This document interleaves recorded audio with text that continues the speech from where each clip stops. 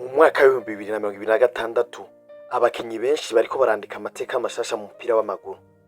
Hari abakiri bato, hari n'abamaze kumenyekana kw'isi yose. Ariko ikibazo ni iki? Ni bande bazimvye kurusha abandi bose? Uyu munsi tugiye kubabwira urutonde rw'abakinyi 10 ba mbere bazimvye kw'isi yose. Turaza guhera ku mwanya wa 10 gushika ku mwanya wa mbere. Usabwe kubana nacu kugira usobanukirwe byose.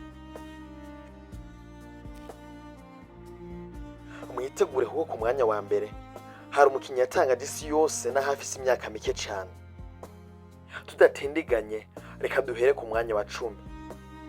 Ku mwanya wa 10 tuhasanga umukinyi Pedri Gonzalez. Uyu ni wa FC Barcelona.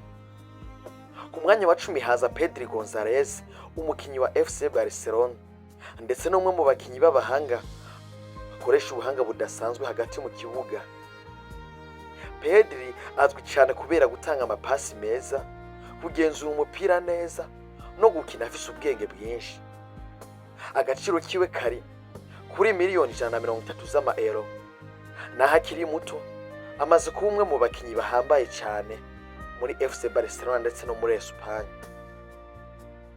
Ku mwanya w'icenda tuhasanga Arda Güler, uyu ni wa Real Madrid.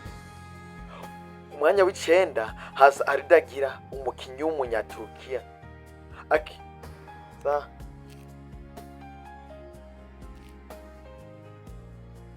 Arda azwi kubera ubuhanga bwo gukina hagati mu kibuga, gutsinda ibitsindo vyiza hamwe no gutanga amapasi afasha gutsinda.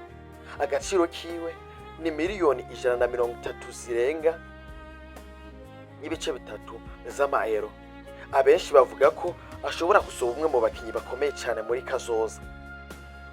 Ku mwanya w'8 tuhasanga Joao Neves. Uyu ni wa Paris Saint-Germain. Joao Neves azi ku mwanya w'8 ndetse uyu mukinyi w'umunyaportugal amaze kwigarura abakunzi ba Paris Saint-Germain. Afise ubuhanga bwo gukina hagati, kwambura imipira hamwe no gufasha umugwi we gutera imbere. Agaciro kiwe ni imiliyoni 136 z'amaeuro. Ku mwanya w'indwi tuhasanga Desire Dow. Uyu nawe ni wa Paris Saint-Germain. Ku mwanya w'irindwi haza Desire Dow, umwe mu bakinyi bato ariko bamaze kwigaragaza cyane. Afise umuvuduko, ubuhanga hamwe n'ubushobozi bwo gutsinda no gufasha abandi gutsinda. Agaciro kiwe ni miliyoni 134 n'ibice bitandatu z'amaeuro. Ku mwanya wa gatandatu tuhasanga Florian Wirtz. Uyu ni umwe mu bakinyi b'Abadagi bagezweho cyane muri iki gihe. Akinira Liverpool FC kandi amaze kwerekana ubuhanga budasanzwe hagati mu kibuga. Agaciro kiwe ni imiliyoni 135 n'ibice 8 z'amaeuro. Ku mwanya wa gatanu tukasanga Michael Olise. Marco Olise aza ku mwanya wa gatanu. Uyu ni umukinyi azwi cyane kubera uburyo aca ku bakinyi n'uburyo atanga amapasi akataraboneka.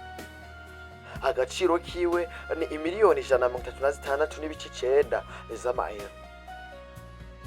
Ku mwanya wa kane tuhasanga Jude Bellingham. Uyu ni wa Real Madrid. Jude Bellingham ni umwe mu bakinyi bakomeye cyane hagati mu kibuga ku isi yose. Naho akiri muto amaze kuba umwe mu bankingi za Real Madrid. Agaciro kiwe ni imiliyoni 153 n'igice kimwe z'amaeuro. Ku mwanya wa gatatu tuhasanga umukinyi Kylian Mbappe. Uyu ni wa Real Madrid. Ku mwanya wa gatatu haza Kylian Mbappe. Uyu ni umufaransa bandanya gutangaza isi yose kubera umuvuduko wiwe n'uburyo atsinda ibitego. Agaciro kiwe ni imiliyoni 201 n'ibice bitatu z'amaeuro. Ku mwanya wa kabiri tuhasanga Erling Haaland. Uyu ni wa Manchester City. Erling Haaland ni rutahizamu umwe mu batinyitse cyane ku isi. Akinira Manchester United City.